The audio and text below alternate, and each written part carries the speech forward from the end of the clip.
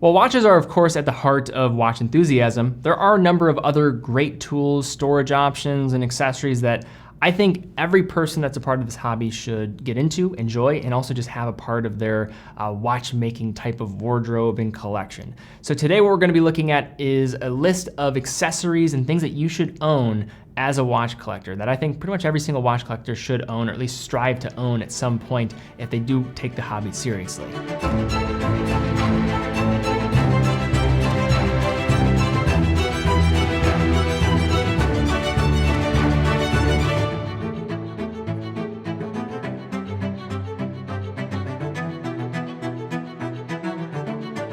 So for this video, I have everything broken down in three major categories. The three categories are going to be straps and bracelets, things associated with that. Then we're going to move into storage in your house, but also on the go. And then finally looking at some basic watch maintenance, as well as maybe some watchmaking tools that could be helpful for really basic level stuff, for curiosity's sake, and maybe even some light modding.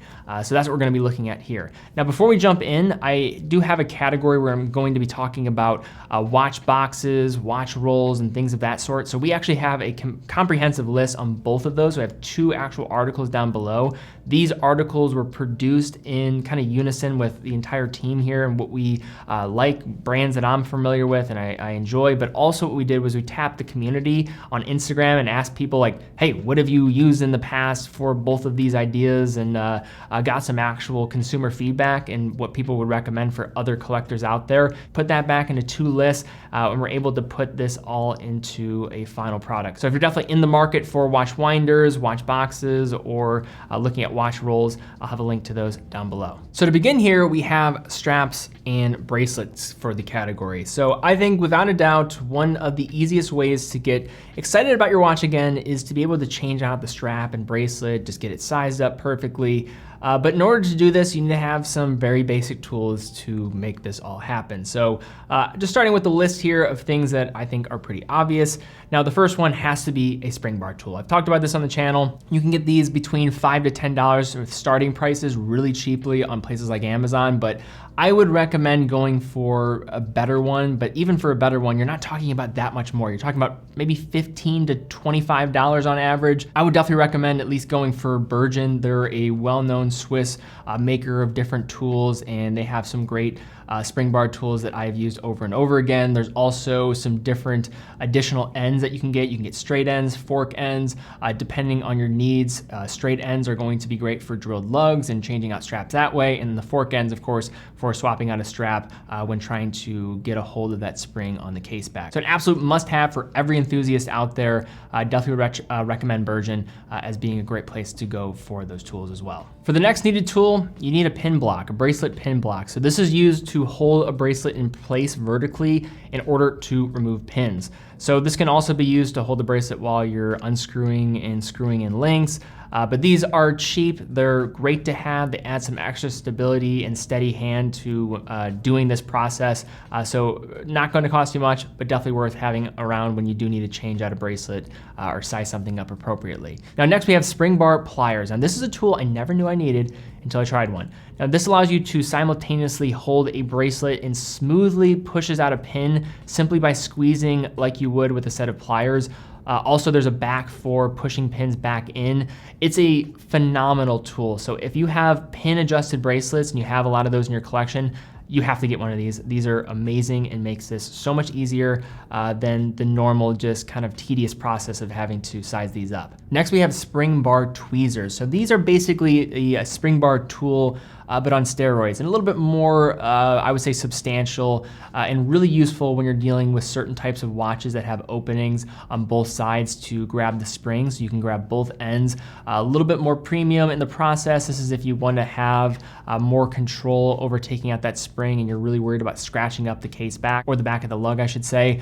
This is a good tool. It is going to be more expensive, but for those that really do take the hobby seriously and want to have optimal types of flexibility with changing out straps, this is nice to have. So now for our next category here, we have storage. So we're always thinking about how to get the next watch, and less often are we thinking about, okay, how can I better care for my watch, both with in my house, but also when I travel. So I have this in two different categories, the travel category and then at home. So let's begin with travel. So I'm somebody that I will travel with some watches. I won't go crazy with it, but the best way to, I think, bring watches with you, one way is going to be a watch roll. Easily the cheapest way and a great way to bring 3 to 4 watches with you. It folds up so watches don't touch each other.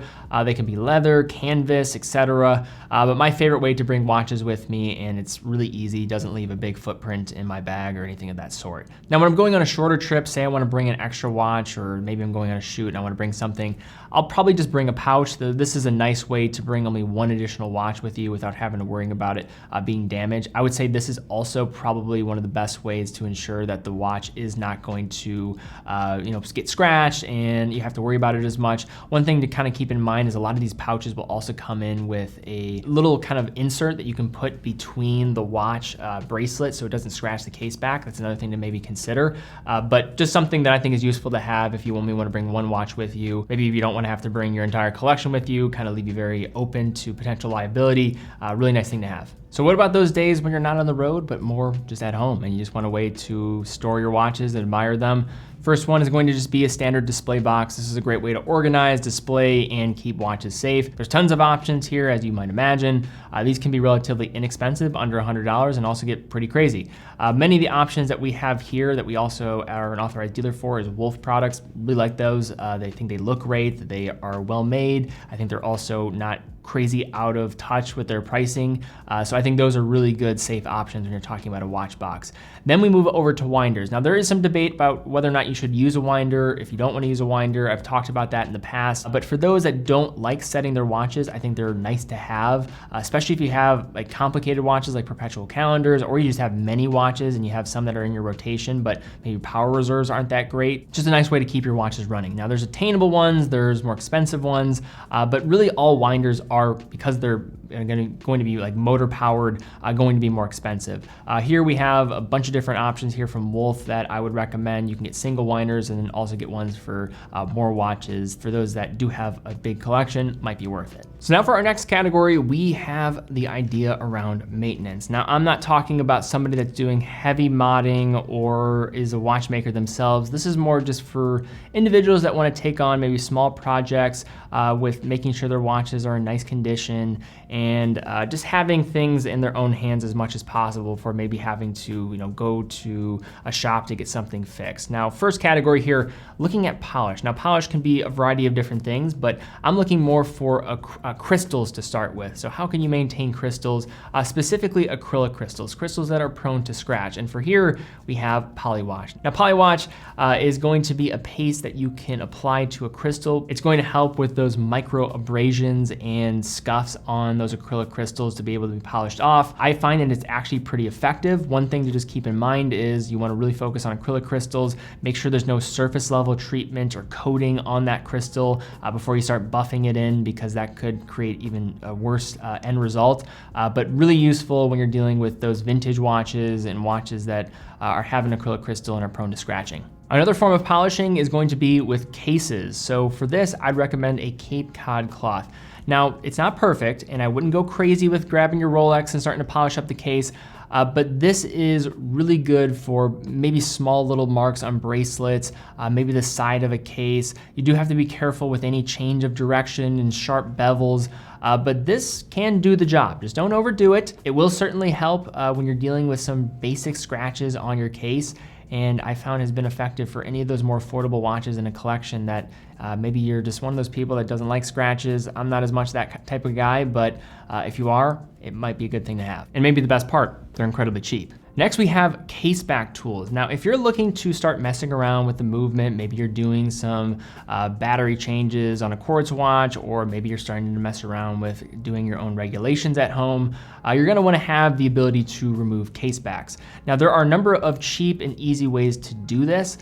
Some are better than others for certain type of instances, given the case back style. So you just kind of have to know what tool is needed for the job. Now, one way that you can go about this is just going to be a watch back remover tool. useful. So this is more for screwed on case backs. It has this adjustable prong to grab different size case backs and then can slip in to the slots on the screw down back. Be careful that you don't scratch it. I have done this in the past, unfortunately. So this is really useful. I think this is probably one of the more secure ways. Just be careful and don't really twist it. The other thing you can go for is a case back friction ball. Now this looks like a basic child's toy, and it essentially is. They're like $5, but for certain screw-on backs that are not crazy tightly sealed, you can just simply add friction and twist, and that case back can come off. Now this is not going to be for maybe those really robust dive watches, but it can be useful so that you don't have to worry about maybe scratching the case back. It's just nice to have around and could be multi-use as a stress ball whenever you're bored. Next, we have case back knives. Now this is not going to be for screwed on case backs. This is going to be more for snap-on case backs. So this is for that small little lip that will be on the side of a case back. You just want to get in there, pry it open. One thing you can do is just use tape so you're not going to have it go loose, but this one does require a little more practice to feel more confident about, as it's not as simple as screwing, but once you get the ability to pry it open, it becomes pretty seamless. So this next one could probably also apply to a previously stated category with the straps and bracelets. This is probably where I use these the most. But looking at a watchmaker set of screwdrivers, this is an absolute game changer for people that are starting to really get into watches. If you want to do a little bit of modding, also really going to be useful. But this is something you don't want to skimp out on. I would go for a version set of screwdrivers. They'll be color coded, different sizes, made for watch screws specifically. The nicer, more expensive ones are just going to last longer, and you don't have to worry about it stripping different screws. When you're dealing with adjusting expensive bracelets, especially, you don't want those screws to get completely mauled and not be able to have access again to sizing your bracelet. So just be careful with it. Get the right screwdriver set, and if you're spending thousands of dollars on watches, you're starting to get screwed in links. I do think it's worth to spend a couple $100s on a nice screwdriver set to make sure that you're not going to do any permanent damage. For this next one here, just a basic watch toolkit. Now there are a lot of different offerings out there that will have these just ability to have all these tools all in one place. Now they're not always perfect, but they are really useful for just having everything handy at an arm's length. Now we have one on our site. It's just this basic watch toolkit. It has many of the things that you'll need. Not everything, but it's a good place to start, and it's not crazy expensive to get involved with it. So I do think that's probably a nice thing to just have handy and have many of the tools that you might need, and also just good to have around. So this next one is really big for me. I use this all the time, and those are digital calipers. Now I use these for actually reviewing watches and being able to measure the size of a watch, the lug to lug, and just sizes that maybe I don't feel are fully accurately represented by brands, and just wanted to double check things. So this is why I use these. But these are also useful if you have a collection of vintage pieces, maybe something that you were gifted in the past from a family member, you don't know what the size is, checking the lug width, you can't find that as readily available information online. It's just good to have this close by just to size specific things out. And then also when buying watches online, looking at your collection, knowing all the dimensions of the watches that you currently own and what your preferred sizes are, that's just going to help you be more informed as a buyer. So I think for $10, these are just nice to have around. And I would recommend going for the plastic options. These are gonna be cheaper. And then also with having a plastic type of calipers, it's also not gonna run any risk of scratching your watch.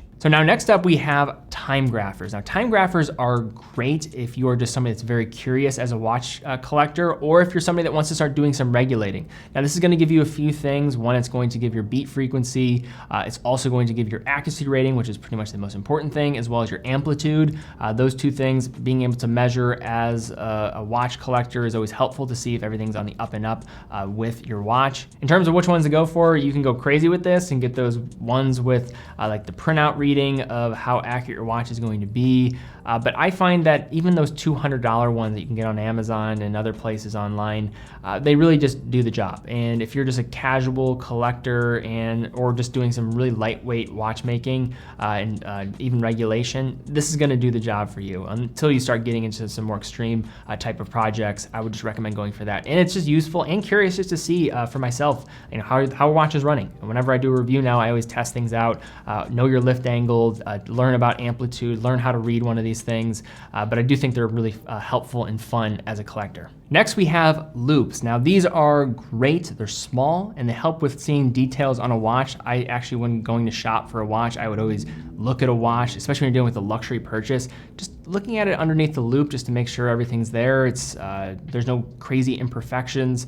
I think you should get one with more magnifications, but just having one of these handy for myself, who reviews watches pretty much on a daily basis. I have a few of these that I just will have in my bag and with me at any single time. And also, when you're trying to photograph watches and what I do on a day-to-day basis, it is helpful to have this because it gives us an idea of like making sure the watch is in good condition. And also when you're dealing with filling out orders and making sure watches before a customer gets it is nice.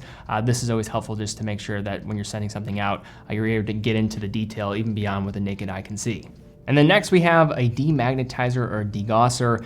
Now, magnetic fields are not your friend when it comes to the oscillation of the balance wheel on a watch, specifically the hairspring. Unless that hairspring does happen to have some non-magnetic components and materials, you'll find many brands using silicone components now because of this. Once magnetized, the coils of a hairspring can be attracted to each other during that oscillation and even stick together. So not good, and effectively shortening the hairspring and causing the watch to gain time or stop altogether. But usually what you'll see is maybe a watch with this out of nowhere start losing time or maybe being so off in perfect time of day. The cool thing about getting a degausser or demagnetizer is you simply turn on the machine, and these are not that expensive, and you pass a watch through the opening a few times, do a quick check on your time grapher, then you're good to go. So this is a great thing to have if you are, and honestly, I would say buy any large machinery or even just notice that one of your watches just started really gaining or losing time for no reason.